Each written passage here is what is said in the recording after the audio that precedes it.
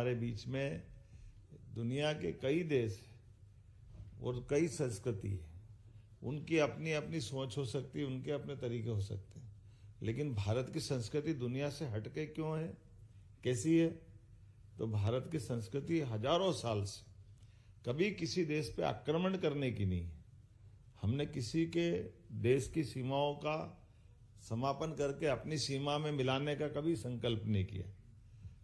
जो जहां है आनंद में रहे, जैसा रहे आनंद में रहे, लेकिन न तो कब्जा किया, न हड़पा, न लूटा, न खसोटा। लेकिन हमने अपनी बात कही कि हम अगर अब आगे बढ़ना चाहते हैं तो किस रूप में बढ़ना चाहते हैं, किस तरह से बढ़ना चाहते हैं? तो बढ़ना चाहते हैं विश्व गुरु की तरह।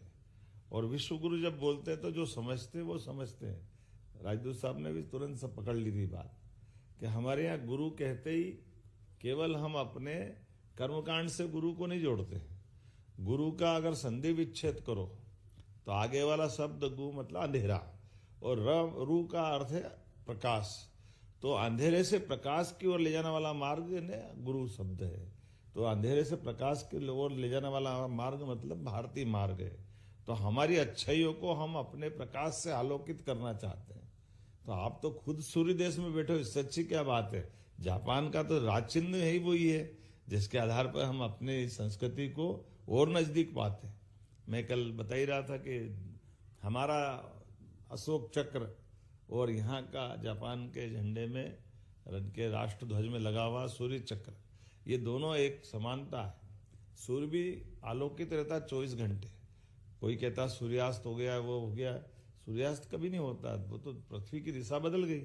सूर्य तो जहां वहां आलोकित ही है। इसी प्रकार से अशोक के 24 चक्र 24 घंटे चलायमान दिखते, वो आलोकित ही होते, उनको कौन बिगाड़ता है, उनको कौन रोकता है? और उसी प्रकार से हमारे लोग भी आज के इस दौर में जब अपन यशस्वी प्रधानमंत्री के काल में बात करते हैं तो भारत में भी वो सब संभावना लगी, वो सब बातें हैं।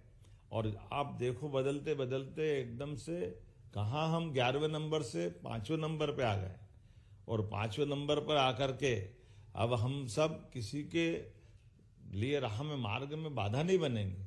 लेकिन अगर संख्या का, संसाधन का, व्यवस्थाओं का तुलनात्मक अध्ययन करेंगे तो ध्यान में तो आएगा ना कि हमारी इतनी बड़ी आबादी, इतने प्रकार की अनुकूलता है, उन अनुकूलताओं के बावजूद भी जैसे जापान के लिए बधाई देना चाहेंगे, आबादी कितनी है लेकिन आर्थिक व्यवस्था में कितनी अच्छी जगह पे।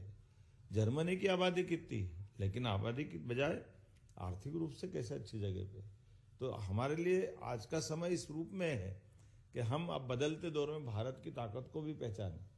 तो ऐसा कहते हैं कि जब अगला कदम बढ़ाना रहता तो एक कदम तो जमाना पड़ता है, दूसरा उठता है।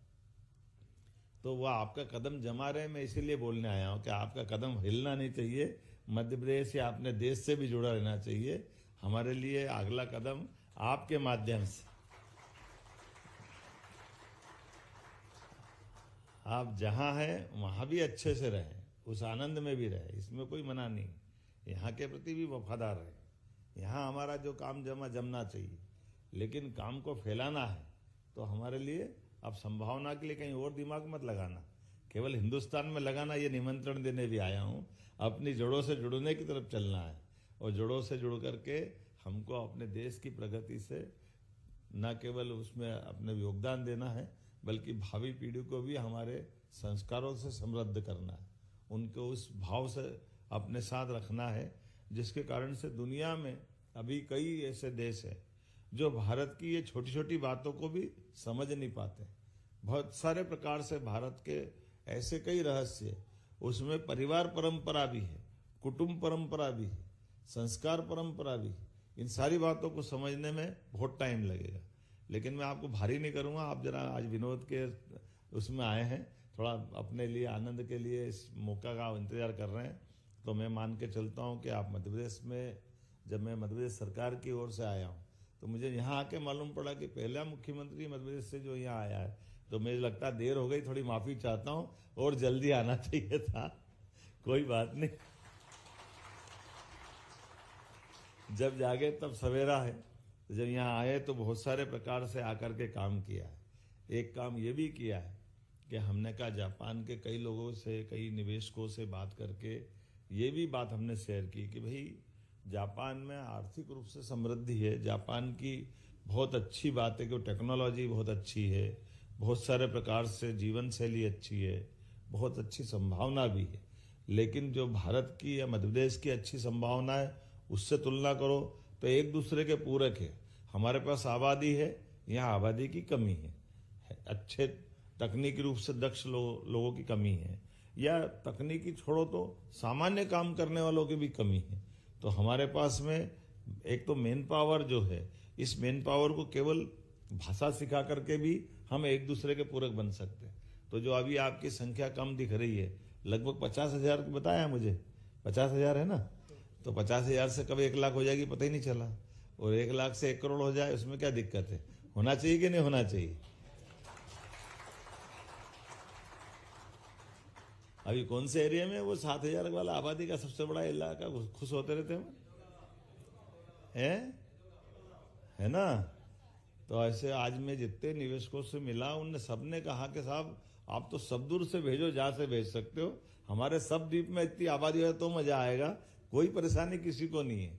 क्योंकि ये भारतीय लोगों की खूबसूरती इतनी अच्छी है कि उनके जीवन में वो तन से, मन से और सब प्रकार से प्रसन्न रहने की कला उनको आती, तो हर जगह एडजस्ट हो जाते हैं। उस एडजस्ट होने की बात के आधार पर ही हर जगह उनका स्वागत होता है। मैं आज जब यहाँ आया हूँ तो मान के चलो, जब मैं कोई बात कर रहा हूँ तो जापान में आईटी, ऑटोमोटिव, फार्मास्यूटिकल, बायोटेक, लगभग 100 से ज्यादा भारतीय कंपनियां हैं। ये भी सुन के आनंद आ गया। उसमें HCL, TCS, इन्फोसिस, विप्रो, आयो, ये जो अपने मान के चलो कि कौन सी कंपनी अपने यहाँ कम पड़ रही है, लेकिन ये भारतीय कंपनियों से जुड़ करके भी यहाँ काम कर रहे हैं लोग। ये भारतीय कंपनियां तो है, इन्फोसिस, महिंद्रा, टाटा स्टील, तो ये भारत की जापान से, विदेश से अपनी जड़ों को जोड़ करके अब भारतीय कंपनियों भी मल्टीनेशनल कंपनियों के रूप में बदल गई। और इसलिए वो गया जमाना जब हम केवल किसी और कारण से किसी और की तरफ देखते थे। हमको भी अपना गर्व होता है कि हमारे साथ जुड़ करके परस्पर एक दूसरे पे पूरक होकर के, एक दूसरे का साथ दे करके इस तरह की ताकत हम बन रहे हैं। और खासकर जापान में भारतीयों के प्रवासियों के स्वामित्व वाले आईटी, ऑटोमोटिव, फार्मास्यूटिकल्स, बायोटेक और विनिर्माण में भी आपने अपना प्रमुख स्थान बनाया। मैं आपको बधाई देना चाहूँगा। और आज भी मध्य प्रदेश में नए आयाम स्थापित हो रहे हैं, जिसमें इन सेक्टर की संभावना भी मध्य प्रदेश से भी जुड़ी हुई। मध्य प्रदेश जब मैं बोल रहा हूँ तो केवल मध्य प्रदेश वालों के लिए नहीं बोल रहा हूँ, मध्य प्रदेश के बाहर वालों के लिए भी बोल रहा हूँ। क्योंकि जब जापान में झंडे फहरा सकते हैं तो मध्य प्रदेश तो अपने देश का एक हिस्सा है कि नहीं? हमारे लिए मध्य प्रदेश की विशेषता है। मध्य प्रदेश पूरे देश का दिल है, और पूरे देश का दिल है तो वो हमारे जो अगर शरीर धड़कता है तो आप बताओ, शरीर से दिल निकाल दो, धड़क सकता है क्या? ये निश्चित रूप से उसका हिस्सा है। उत्तर, दक्षिण, पूर्व, पश्चिम कहीं भी जाओ, आज किसी भी राजमार्ग से जाओ तो हमारा मध्य तो मध्य में आएगा ही ना, वो उससे कैसे बाहर जा सकते हैं? तो मैं मान के चलता हूँ ये केरल वालों के लिए भी उतना ही महत्व का है जितना महाराष्ट्र वालों के लिए, और गुजरात वालों के लिए भी उतने ही महत्व का है। और कई कारण से आज के दौर में तो भारत और आनंद में डूबा है और उसकी आत्मीयता बढ़ रही है। आप बताओ, अयोध्या में भगवान राम मुस्कुरा रहे हैं तो हमको जापान में मजा आ रहा कि नहीं आ रहा? बोलो जय जय श्री राम। तो भगवान देखो, आप अपने आप ही आप बोल रहे हो कि नहीं बोल रहे हो? हमने क्या करा? हमने तो सब कानून कायदे का ही पालन करा। बदलते दौर में आज के समय में भारत अगर सीना तान करके खड़ा हो रहा है तो उसमें ये स्वाभिमान भी है कि हाँ, हम अपने सभी धर्मों का सम्मान करने वाले लोग हैं। लेकिन उससे बड़ी गर्व की और क्या बात है? उससे बड़ी गर्व की ये बात है कि अपनी दुनिया का सबसे बड़ा लोकतंत्र अपने सबसे समृद्ध काल में जी रहा है। लोकतंत्र का मतलब शासन की व्यवस्थाओं के आधार पर हमारी समृद्ध सबसे बड़ी ताकत क्या है? लोकतंत्र की सबसे बड़ी ताकत है चुने हुए जनप्रतिनिधियों के माध्यम से बना हुआ मंत्रिमंडल और समर्थ मंत्रिमंडल, जो अपने सभी समस्याओं को भी जानता है, समस्या के समाधान भी जानता है और समस्याओं के समाधान के लिए निराकरण करने वाली सर्वोच्च न्यायालय संस्था है, उस संस्था की इज्जत बचाए रखने में भी हमारा लोकतंत्र सक्षम है। ये इतना बड़ा उदाहरण है, केवल आप में से कई लोगों की आंखों के सामने गुजरा होगा, बहुत कम लोग होंगे 20-30 साल से कम वाले, अधिकांश लोगों के सामने है कि सुप्रीम कोर्ट ने तो 1984-85 में भी फैसला दिया था, लेकिन हमारी राजसत्ता कमजोर थी तो सुप्रीम कोर्ट के निर्णय को भी बदलना पड़ा था 3 तलाक वाले घटनाक्रम से। लेकिन आज के समय में सुप्रीम कोर्ट ने फैसला दिया तो पूरे देश ने, क्या हिंदू क्या मुसलमान, मतलब कितनी अच्छी बात लगती है कि वो जो सज्जन जिनने 75 साल तक अयोध्या के खिलाफ, अयोध्या में राम मंदिर के खिलाफ मुकदमा लड़ा और उनने एक ही शर्त रखी थी कि सुप्रीम कोर्ट फैसला दे दे तो हम भी खड़े हो जाएंगे। और ये कितना अच्छा रहा कि जब सुप्रीम कोर्ट ने फैसला दिया तो मुझे इस बात की प्रसन्नता कि वो खुद भी भूमि पूजन में मौजूद थे। जब भगवान रामलला अपने गर्भगृह में मुस्कुराए तब भी वो मौजूद थे। तो ये उनका मौजूदगी का जो कारण है, वो कारण क्या है? वो कारण अपने पूरे देशवासियों को गर्व करने का है। कई कारण से अतीत में कई बार इसी कारण से आजादी के बाद अपने बीच में धर्म के आधार पर झगड़े करवाए, जिन जिन के जो जो स्वार्थ थे उनके कारण कराए। लेकिन आज देश समर्थ होकर ये बात को समझ गया कि नहीं, हमको अपनी व्यवस्थाओं पे विश्वास करना है। हमारी सुप्रीम कोर्ट ने निर्णय किया तो आप बताइए, कोई कील भी गिरी क्या? किसी को तकलीफ आई क्या? कभी भी कोई परेशानी आई क्या? इतना बड़ा देश, इतने प्रकार से उसकी चिंताएं रहती, लेकिन न केवल राम मंदिर में बल्कि कोविड के समय भी वही आनंद रहा। कोविड जैसे समय पे अपना हेल्थ का इंफ्रास्ट्रक्चर कितना चैलेंजिंग था, लेकिन कोविड के समय में यहाँ तो लॉकडाउन नहीं हुआ। आप तो इतने समर्थ देश में थे, फिर भी यहाँ लॉकडाउन करने में भगवान की एक अलग कारण से बच गए, अलग बात है। क्वारंटाइन किया, कुछ आवश्यक सावधानी रखी, लेकिन जापान जैसे कम आबादी के देश में भी लॉकडाउन को लेकर के इसको छोड़ा गया था। जापान में लॉकडाउन नहीं हुआ, लेकिन भारत जैसे देश में आप बताओ, कोई सोच सकता था? और क्या क्या बंद नहीं किया। कभी कभी तो मैं भी सोचता हूं कि भगवान ने अच्छा करा उस समय, लेकिन आपने बंद क्या क्या कर दिया। रेल बंद, बस बंद, सब प्रकार की व्यवस्था, आवागमन बंद। मैं मंत्री था उस समय, तो मैं भोपाल से उज्जैन इंदौर निकलता, पूरा रास्ते पे सन्नाटा। शुरू में तो हमने भी बोला कि भैया चाय पोई की दुकान तो खुलवा दो, रास्ते में चले तो 4 घंटे तक कोई मतलब ही नहीं जाने आने का, पानी पिलाने वाला भी नहीं मिल रहा है, कोई नहीं, सब साफ सुनसान सन्नाटा। ये जो हमारे सारे पहिए जाम, कोई कुछ नहीं। फिर 1 आध महीने 2 महीने बाद पहली बार देखा कि ट्रक से केवल जिनको अपनी परिवहन करना था उसको बड़ी मुश्किल से, वो भी केवल जीवन उपयोगी चीजों को लेकर, और तो और आकाशवाणी के गाने तक बंद कर दिए। गाने में क्या दिक्कत है, मैं तो आज तक नहीं समझ में आया। अरे गाने ही तो बज रहे थे रेडियो में भी वो बिल्कुल लॉकडाउन, मतलब लॉकडाउन, ऐसा लॉकडाउन तो पहली बार देखा कि जो जहां सब बंद कर दो। तो ये वाकई, लेकिन देश ने उतनी कठिन परिस्थिति में भी रास्ता निकाला। इतनी बड़ी आबादी को मोदी जी के लिए जोरदार अभिनंदन करो। नरेंद्र मोदी जी का ये जो भाव था, बोलने वाले भले बोले जो बोलना हो, लेकिन ताली बजाई, थाली बजाई, पर सबको सुरक्षित तो रखा ना। हमारी तो कठिनाई ये थी कि इतने हॉस्पिटल ही हमारे पास नहीं थे, इस प्रकार के प्रबंध नहीं थे, तो करते क्या, कैसे बढ़ते। मुझे मालूम है कि मैं अपने प्रभार का जिला मेरे पास उज्जैन था, तो उज्जैन के आसपास का उदाहरण दूंगा तो पूरा प्रदेश समझ में आ जाएगा या देश समझ में आ जाएगा। अब उज्जैन हमारे संभाग के रीजनल स्तर पे जार साहब वो सेंटर में है। अब सेंटर में होने से हमारे जिले के जितने भी लोग हैं 90% सब उज्जैन में इलाज कराने आते थे। तो उनकी तहसीलों में कोई इसके प्रबंध नहीं थे कि कोई गंभीर बीमारी हो जाए तो वेंटिलेटर नहीं, बाकी व्यवस्था आईसीयू एक भी नहीं थे।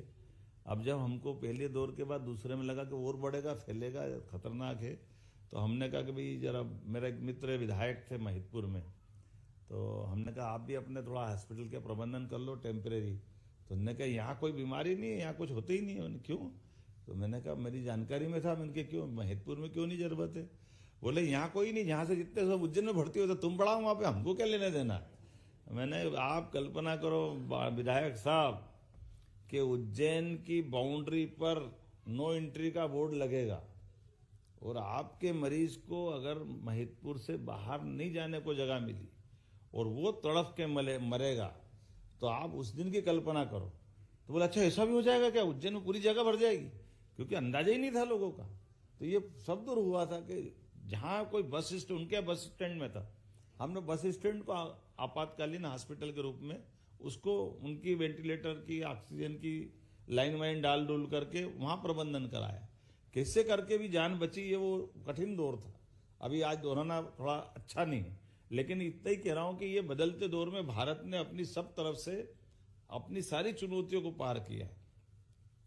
अब पार करने के लिए जब अमृत काल का संकल्प है माननीय मोदी जी का कि अपने लिए अपनी पीढ़ी के साथ अपन ने जिस दौर में आए वो स्वाभिमान की दौर है, ऐसे में सब प्रकार के लिए अब ये मैं आज हमारे यहाँ इन्वेस्टमेंट के दृष्टि से इनने बताया नहीं, कई सारी चीज़ों में रेडीमेड गारमेंट्स के लिए मध्य प्रदेश की यूनिट ने आज अपने यहाँ जापान के सबसे बड़े उद्योगपति, सबसे धनी आदमी, क्या नाम था उनका,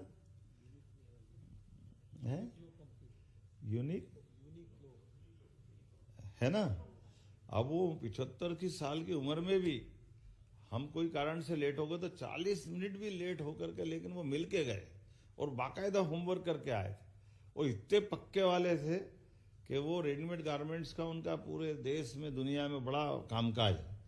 और चूंकि उनने अपने ढंग से सबका अध्ययन किया, चीन जैसी जगह पे भी उनके 3000 से ज़्यादा आउटलेट, उनके बहुत सारी प्रकार की दुनिया भर में बड़ा उनका अपना कामकाज फैला हुआ है।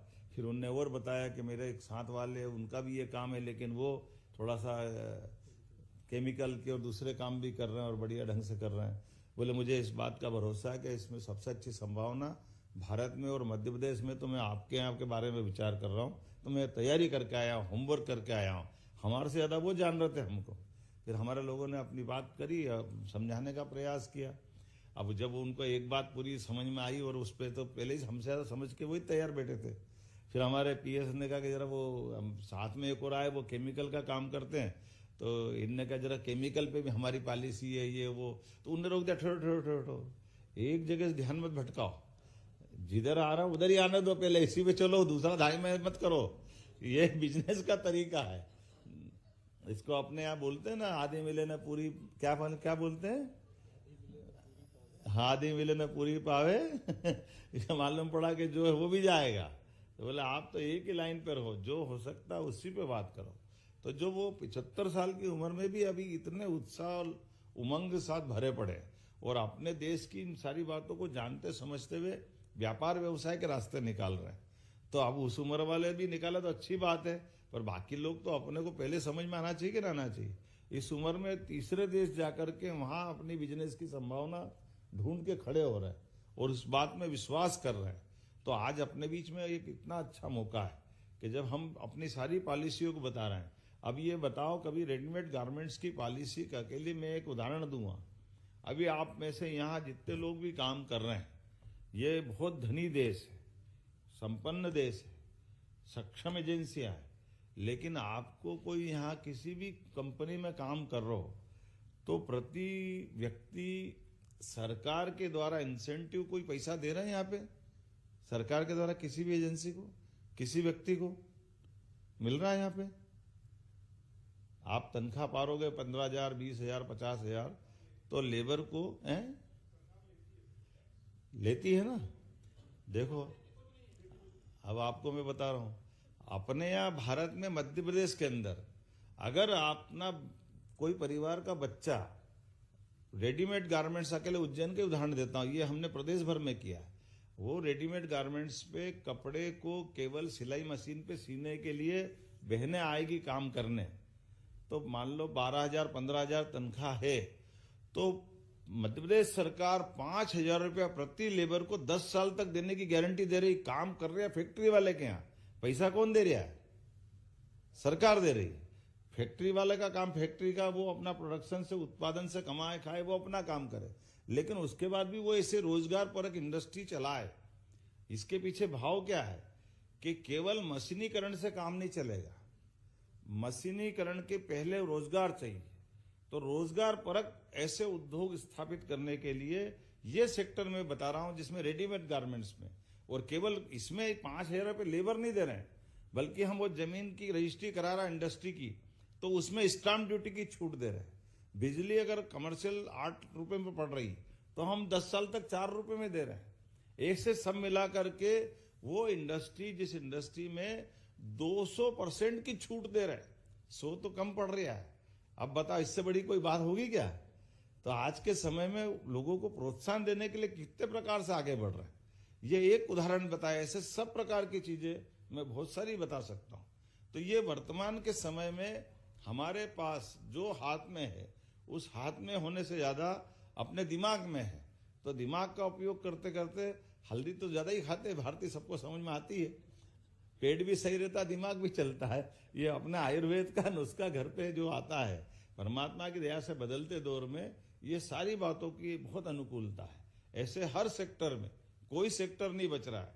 हेल्थ डिपार्टमेंट में अब हमने तो ये प्लान कर लिया है कि हमारे, आपको एक आंकड़ा बताऊंगा अभी जिस पे हमने टेंडर लगवा दिया। हमारे पास 1956 में मध्य प्रदेश बना, लेकिन 56 से लेके 2004-5 तक अधिकांश समय कांग्रेस की सरकार रही। तो कुल 5 मेडिकल कॉलेज हमारे पास थे। कितने थे? 5। लेकिन जैसे हमारी सरकार 3-4 बनी, पहले उमा जी की, फिर बाबूलाल गौर की, और बाद में शिवराज जी की, तो हमने ये 20 साल, मतलब 2023 में जब मेरी सरकार, अपनी ये सरकार ने दायित्व लिया, तो इसमें 14 तो गवर्नमेंट मेडिकल कॉलेज हो गए और 13 प्राइवेट हो गए। तो 14 और 13 कितने हो गए? 27, और 3 हमने लोकार्पित कर दिए। तो ये एक तरफ पूरे 55 साल में 5 मेडिकल कॉलेज, और कहा 20 साल में 30 मेडिकल कॉलेज, और 30 के बाद अभी हमने प्राइवेट पीपीपी मॉडल पे मेडिकल कॉलेज लगवाए। तो उसमें नियम ये बनाया कि हॉस्पिटल हम दे देंगे, मेडिकल कॉलेज वो डाल दे। तो जो प्राइवेट पीपीपी मॉडल डालेगा तो 24 मेडिकल कॉलेज 2 साल के अंदर हो जाएंगे।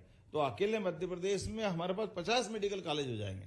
तो आप बताओ, 22 साल में 50 मेडिकल कॉलेज और 55 साल में 5 मेडिकल कॉलेज। अब दोनों का तालमेल करके देखो। और ये एक सेक्टर नहीं, ऐसे बहुत सारे सेक्टर बता सकता हूं। हमारे यहाँ बिजली, अब बिजली के लिए अपनी बात निकलती है तो बिजली के एक 5 हाउस पावर पे कनेक्शन पे हमको 53,000 की सब्सिडी देना पड़ती। किसान से 7,500 लेते हैं। हमने कहा ये 2-3 साल में वो 7,500 भी नहीं लेंगे, बल्कि सोलर पंप पूरा दे देंगे, पूरा तुम बिजली फ्री रखो, बल्कि मीटर लगा लेंगे। आपके पास ज्यादा आए तो सरकार और खरीद लेगी। अब इसके 2 फायदे क्या होंगे? एक फायदा क्या होगा कि जो हमारी सब्सिडी हर साल जाती है वो बंद हो जाएगी, किसान अपने पैर पे खड़ा हो जाएगा। तो इसके चक्कर में हमारी सरकार का लगभग 15,000 रुपए प्रति साल का जो लॉस होता है वो बजट में वो बच जाएगा। तो कुल मिला के कदम कदम पर इतने सारे सेक्टर में काम कर रहे हैं, इतनी सारी संभावना है।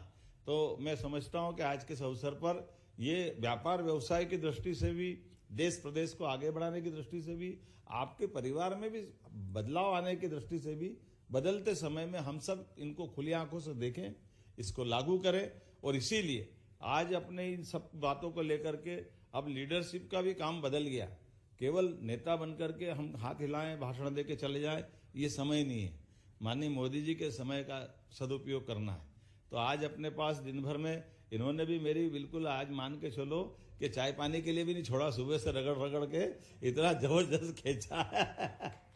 लेकिन इसका भी सुख है कि जब हम लीडर बनते हैं तो माननीय मोदी जी को देखना पड़ता है। आदर्श कौन है? मोदी जी है। और जब मोदी जी आदर्श बनते हैं तो हमारे को अपने देश पे गर्व होता है। तो जब अपने लिए कोई नेता, नेतृत्व करने वाला इतना सेक्रीफाइस करता तो बाकी को प्रेरणा मिलती है। मुझे इस बात की प्रसन्नता है कि हम भी अपनी इन व्यवस्थाओं के आधार पर बदलते दौर में, ये लोकतंत्र की खूबसूरती है, कोई बात नहीं, सरकार किसी की भी हो, लेकिन देश तो आगे बढ़ना चाहिए ना। बढ़ना चाहिए कि नहीं बढ़ना चाहिए? तो हम में से सब मिलकर के अपने देश के लिए भी, और जहां रहे उसको भी बढ़ाते रहो। जापान को भी आगे बढ़ाओ, अपना देश भी आगे बढ़े। ये शुभकामना देते मेरी बात समाप्त करता हूं। बहुत बहुत धन्यवाद। Thank you, sir, for an inspiring address. I now request Mr.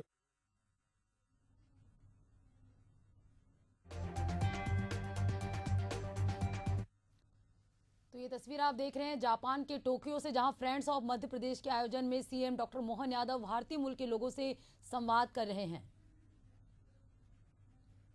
Japan के टोक्यो से सीधी तस्वीरें आप देख रहे हैं, जहां फ्रेंड्स ऑफ मध्य प्रदेश के आयोजन में सीएम डॉक्टर मोहन यादव भारतीय मूल के लोगों से संवाद कर रहे हैं। सीएम डॉक्टर मोहन यादव अपने 4 दिवसीय दौरे पर जापान पहुंचे और ये जो तस्वीर आप देख रहे हैं जापान के टोक्यो से देख रहे हैं, जहां फ्रेंड्स ऑफ मध्य प्रदेश का आयोजन के तहत आज सीएम डॉक्टर मोहन यादव भारतीय मूल के लोगों से संवाद किए।